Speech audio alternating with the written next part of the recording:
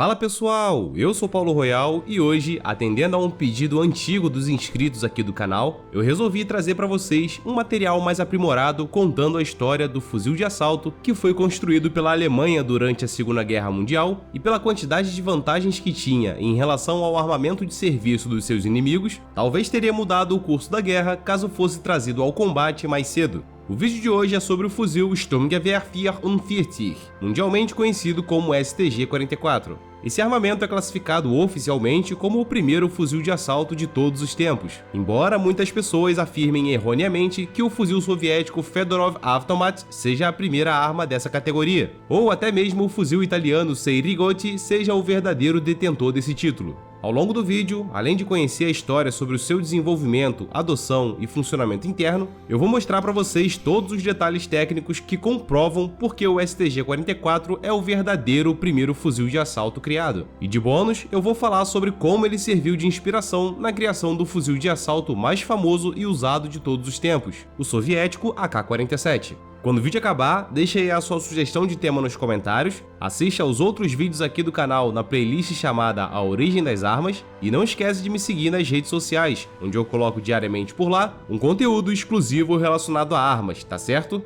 Meus amigos, a origem do fuzil apresentado no material de hoje começa na verdade pela criação do seu cartucho. No início de 1918, antes do final da Primeira Guerra Mundial, a Gewehrprüfungskommission, que era o Comitê de Exame de Armas Pequenas do Estado-Maior alemão, começou a apresentar requerimentos defendendo a criação de um cartucho de categoria intermediária e um armamento que fosse adequado ao emprego desse novo tipo de munição. Naquele mesmo momento, não só os alemães, mas todas as outras nações tinham uma lacuna bélica no que diz respeito à eficiência de combate nos confrontos de curta para média distância. E aí eu me refiro a uma faixa entre 200 e 300 metros. A questão era a seguinte: os fuzis e metralhadoras, que eram armas muito volumosas e usavam cartuchos pesados e caros, tinham um alcance operacional de mais de 1000 metros, o que era um exagero, já que um alvo humano nessa distância não é visível sob a mira de ferro dessas armas. As pistolas e submetralhadoras, por outro lado, tinham um alcance operacional de até 100 metros, perdendo completamente a precisão depois dessa faixa.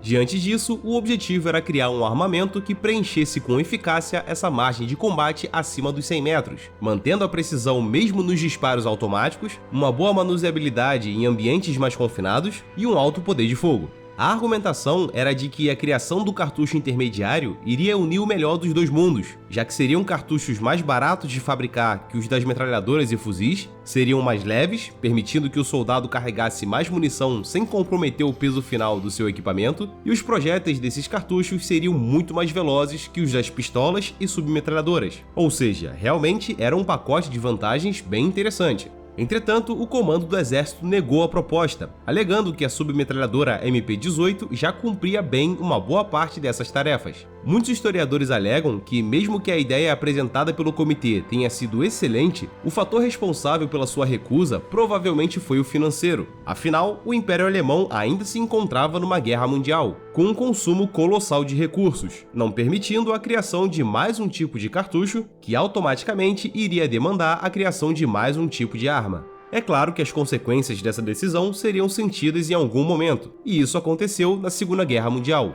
mais especificamente em 1941, quando os alemães invadiram a União Soviética e deram de cara com um altíssimo volume de fogo soviético causado pelos fuzis semiautomáticos SVT-38 e SVT-40, combinado com as metralhadoras DP-27 e as numerosas submetralhadoras PPSH-41, que tinham carregadores com 71 cartuchos e disparavam numa cadência de 1000 tiros por minuto. Então, os alemães precisaram pensar urgentemente numa forma de aumentar a sua cadência de disparos nos rifles de serviço das suas tropas. Foi aí que, ainda em 1941, criaram o fuzil semiautomático Gewehr 41, que também usava o poderoso cartucho calibre 7.92 por 57mm Mauser, empregado nas metralhadoras e nos fuzis operados por ferrolho manual. Essa arma se mostrou pouco confiável e tinha problemas sérios de funcionamento e resistência, não ajudando em nada no aumento da combatividade. Naquele mesmo ano, porém, a empresa alemã fabricante de cartuchos Pulse Armaturen und Maschinenfabrik fez alguns testes e apresentou uma solução no que se referia ao cartucho com as características ideais para um combate de média distância. Eles pegaram um cartucho calibre 7.92 Mauser e reduziram a altura do seu estojo, o passando de 57 para 33 mm de altura. Nascia então o cartucho intermediário batizado como 792 por 33mm Kurzpatrone, ou simplesmente 792 por 33mm Kurz. Os testes balísticos em laboratório mostravam que a velocidade e o alcance do novo projétil eram bem maiores que os disparados pelas pistolas e submetralhadoras. Agora, o passo seguinte era projetar uma arma que usasse esse cartucho com o máximo de eficácia possível. No ano de 1942, 2 contratos de projeção e produção de um novo fuzil foram entregues a 2 fabricantes de armas nacionais, a Karl Walter Sportwaffen e a Karl Gottlieb Händel, mais conhecidas respectivamente como Walter e Händel. A lista de requisições era bastante simples. A nova arma deveria obrigatoriamente se chamar Maschinenkarabiner 1942, cuja sigla era MKB-42. O seu sistema de ação teria que ser um de pistão a gás, e a arma teria que ser capaz de disparar no modo semiautomático e totalmente automático. Como as 2 empresas iriam construir protótipos diferentes, mas com o mesmo nome, o que diferenciava um do outro era a inicial do nome do fabricante que vinha no final. Então o protótipo criado pela Walter ficou conhecido como MKB-42W e o fabricado pela Händel foi batizado como MKB-42H, que aliás se mostrou um pouco melhor elaborado quando comparado com o seu concorrente. Em todo caso, o mecanismo de percussão por martelo e o sistema de disparo com o ferrolho fechado presentes no protótipo W acabaram sendo incorporados ao protótipo H, tornando o produto final praticamente um modelo híbrido entre os 2 protótipos. Outro ponto definido era que o sistema de ação dessa arma seria o de pistão a gás de curso longo e o seu ferrolho seria do tipo basculante. Quando o conjunto interno da arma já estava em um estágio avançado de desenvolvimento, Hitler ordenou a suspensão de todos os programas de criação de novos fuzis, pois ao invés disso ele queria novos modelos de submetralhadoras. Acontece que o Reichswaffenamt, que era o escritório de armas alemão, tinha certeza que o novo armamento aumentaria muito a combatividade da infantaria, e num movimento bastante ousado e arriscado, fizeram um truque. Rebatizaram a arma como Maschinenpistole 43, cuja sigla era MP-43, e a reclassificaram propositalmente como uma, entre aspas, submetralhadora de alto desempenho, fazendo assim com que o projeto seguisse sem problemas. O intuito era de que o MP-43 substituísse o fuzil de serviço Kar-98K, usado em grande escala pela infantaria. Só que foram encontrados alguns problemas que impediam isso de acontecer. O cartucho intermediário do MP-43 era fraco demais para lançar granadas de bocal. O projétil não tinha alcance suficiente para que a arma fosse usada como fuzil de franco-atirador, e a arma era curta demais para ser eficaz numa luta de baionetas. Perceberam então que o MP-43 deveria complementar e não substituir o Kar-98K, já que cada um tinha as suas qualidades. Como era de se esperar, o truque do Reichswaffenamt foi descoberto, e novamente o programa do MP-43 foi interrompido, atrasando cada vez mais a sua entrada em combate. Muito se especula que toda essa resistência em autorizar a produção de um novo fuzil e um novo cartucho era por conta da logística de produção bélica que já se encontrava à beira do colapso, uma vez que era preciso produzir milhares de armas diariamente e as enviar para as diversas frentes de combate que foram abertas simultaneamente. Só para vocês terem uma noção do tamanho da Operação Fabril em jogo, estima-se que por mês as forças armadas alemãs disparavam 200 milhões de tiros. Isso considerando todos os calibres de absolutamente todas as armas, desde uma pistola até um canhão de um navio encouraçado. Sendo assim, o MP-43, naquela altura do conflito, inevitavelmente acabaria sendo produzido em poucas quantidades, o que poderia ser contraproducente para o esforço de guerra, já que a baixa quantidade de exemplares fabricados não seria capaz de alterar a metodologia de combate alemã. Só que o escritório de armas resolveu insistir e pediu para que o projeto fosse pelo menos levado para uma avaliação de viabilidade. A essa altura do confronto, o ditador da Alemanha já tinha bastante conhecimento do gigantesco poder de fogo soviético na frente oriental. E depois de 6 meses de análise do MP-43, ele recebeu um relatório dizendo que a arma era viável e, ainda tendo alguma esperança de poder vencer os soviéticos, autorizou o início da produção em massa do fuzil. Afinal, a sua infantaria precisava urgentemente de uma arma automática e com boa portabilidade. Em abril de 1944, pela primeira vez, Hitler resolveu acompanhar pessoalmente alguns testes do MP-43 e acabou gostando dos resultados apresentados, ordenando alguns pequenos ajustes no fuzil e o renomeando como MP-44. Entretanto, chegando em julho daquele mesmo ano, diversos oficiais alemães do alto escalão começaram a pedir incessantemente para que esse novo fuzil fosse enviado em grandes lotes para todas as suas tropas, já que tinha um comportamento muito superior ao armamento de serviço dos inimigos. Então, percebendo que essa nova arma poderia realmente elevar o moral das suas tropas, o ditador alterou o nome do fuzil mais uma vez, dessa vez para Sturmgewehr 44, cuja sigla ficou conhecida como STG-44.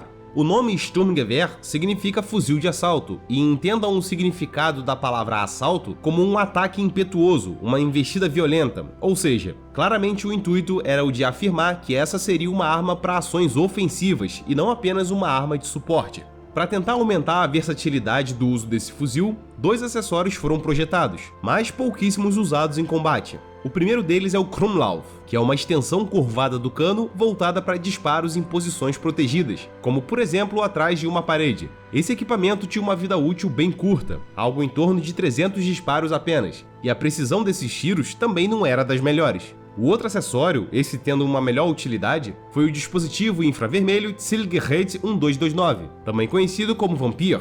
Esse sistema servia para enxergar inimigos e armadilhas no escuro total, e consiste numa lâmpada de tungstênio que emite luz infravermelha, que é invisível a olho nu. Logo abaixo dela fica uma mira telescópica, sem ampliação, que capta e exibe as imagens geradas pela, entre aspas, iluminação invisível criada pela lâmpada do sistema. O alcance dessa visão infravermelha é de 200 metros no escuro total, mas esse sistema como um todo era bem pesado, já que além da mira e da lâmpada juntas adicionarem 2,250 kg ao fuzil, o operador do Vampir ainda tinha que levar uma mochila que pesava 15 kg, contendo uma bateria para alimentar o dispositivo. Uma outra desvantagem é que essa bateria tinha duração de apenas 15 minutos, logo esse acessório só podia ser usado em missões específicas de curta duração. Embora o modelo de fuzil criado pela Henner tenha sido o escolhido para prosseguir nos testes até se tornar o STG-44, desde 1942, a fabricante de armas Mauser vinha trabalhando na criação de um protótipo baseado no MKB-42, modificando o seu design exterior e principalmente o seu mecanismo de ação. Depois de muitos testes e experimentos, o protótipo foi batizado pela Mauser como Gerät 06H,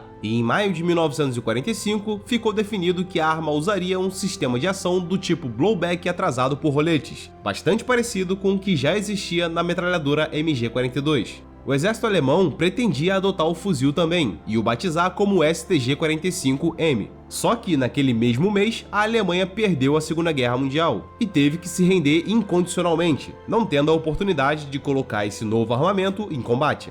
No final do conflito mundial, o projetista principal da arma, Hugo Schmeisser, afirmou que, juntando todos os modelos MP-43, MP-44 e STG-44, mais de 425 mil unidades foram produzidas, de 1943 até 1945. Apesar desse não ser um número irrelevante, ficou muito abaixo das 4 milhões de unidades planejadas para serem colocadas em campo. Toda essa produção esperada não foi possível porque, em 1943, a Alemanha já tinha sentido grandes derrotas em muitas batalhas importantes, e, conforme já foi dito, o seu sistema fabril estava à beira do colapso, tanto pelo volume de armas que não podia baixar de jeito nenhum, como pela falta de insumos e até mesmo de trabalhadores. Ou seja, reorganizar um sistema de fabricação numa situação caótica dessas, provavelmente seria um desastre logístico. Logo depois da Segunda Guerra Mundial, o STG-44 permaneceu em uso pelo exército e pela polícia da Alemanha Oriental. A Argentina chegou a fazer cópias nacionais e as usou até o início da década de 1950, e países como a Tchecoslováquia e a Iugoslávia usaram a versão original alemã até a década de 1980. Nos dias atuais, na Alemanha, são produzidas cópias unicamente semiautomáticas voltadas ao mercado civil, com versões municiadas no calibre 7.92 por 33mm Kurz ou então no calibre 22LR.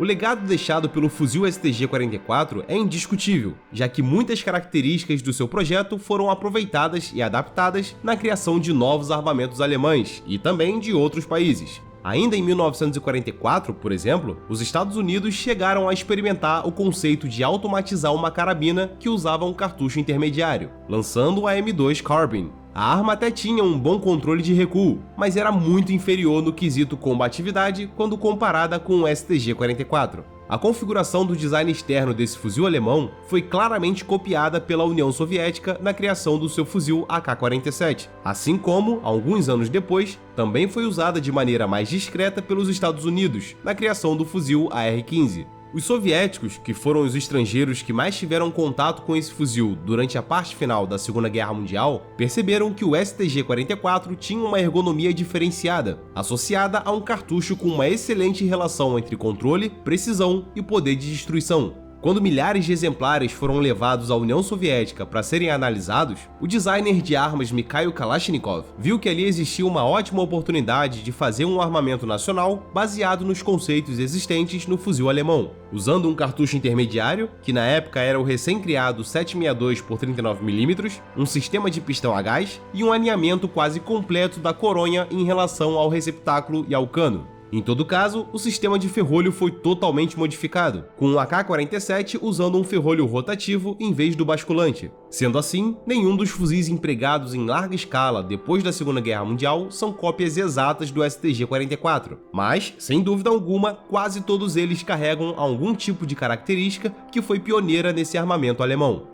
O outro assunto que eu disse que ia abordar é que os fuzis Serigoti e Fedorov Avtomat não podem ser considerados fuzis de assalto, porque na verdade eles têm características que os classificam como fuzis de batalha. Esses dois modelos usam cartuchos de alta energia, que são respectivamente o 6,5 por 52mm Carcano e o 6,5 por 50mm SR Arizaka. No caso do Fedorov, além do cartucho de alta energia, outra característica que o classifica comprovadamente como um fuzil de batalha é o seu cano, que mede 20 polegadas de comprimento, ultrapassando o padrão definido para a maioria dos fuzis de assalto ao longo da história. É claro que a classificação dada pelo fabricante é que define majoritariamente como uma arma vai ser conhecida no mercado. Os maiores exemplos disso são o próprio STG-44 e o AK-47, apresentados como fuzis de assalto, quando na verdade deveriam ser apresentados como carabinas automáticas. Em todo caso, aqui no canal eu tenho um vídeo que mostra de maneira técnica como é que ao redor do planeta as armas são classificadas e diferenciadas entre fuzis de assalto, fuzis de batalha, carabinas e etc. Basta clicar no card que está aparecendo aqui na tela nesse momento que vocês vão parar direto nesse material, mas por enquanto termina de assistir esse vídeo aqui. Bom, então agora vamos dar uma olhada no funcionamento interno de um fuzil STG-44 para vocês entenderem como é que o seu mecanismo se comporta. Acompanha comigo. Quando o gatilho é apertado, ele desconecta o martelo ou cão, que pela ação da sua mola pré-tensionada avança e acerta o pino percussor, que bate na espoleta do cartucho e faz o tiro acontecer. Nessa hora, uma parte dos gases do disparo passa pelo bloco de gases e empurra o pistão que está interligado ao transportador do ferrolho. Esse, então, puxa o ferrolho para trás, que extrai o estojo disparado para ser ejetado, enquanto essa movimentação é absorvida pela mola recuperadora que fica dentro da coronha. No final do curso do transportador do ferrolho, a mola recuperadora se expande de novo e empurra esse conjunto para frente, que no caminho pega um novo cartucho no carregador e o coloca na entrada do cano, trancando o ferrolho e finalizando o ciclo da arma. Na ficha técnica de hoje, eu vou usar os dados do modelo STG-44, que foi o mais usado pelos alemães. Os dados dessa arma são os seguintes: o seu peso descarregado é de 4,6 kg, o comprimento total da arma é de 94 cm, o comprimento do cano é de 42 cm, o calibre padrão do cartucho usado é o 7,92 por 33mm Kurz, a capacidade do carregador é de 30 cartuchos, a cadência de disparos é de 550 tiros por minuto, a velocidade dos projéteis é de 685 metros por segundo, o alcance operacional é de 400 metros e o alcance máximo é de 2.000 metros, mas sem nenhuma precisão, tá certo? Bom pessoal, espero que esse vídeo tenha matado a sua curiosidade a respeito desse assunto e muito obrigado a você que chegou até aqui. Não esquece de clicar em gostei e compartilhar para dar aquela força pro canal. Em breve eu tô de volta, um forte abraço e até mais!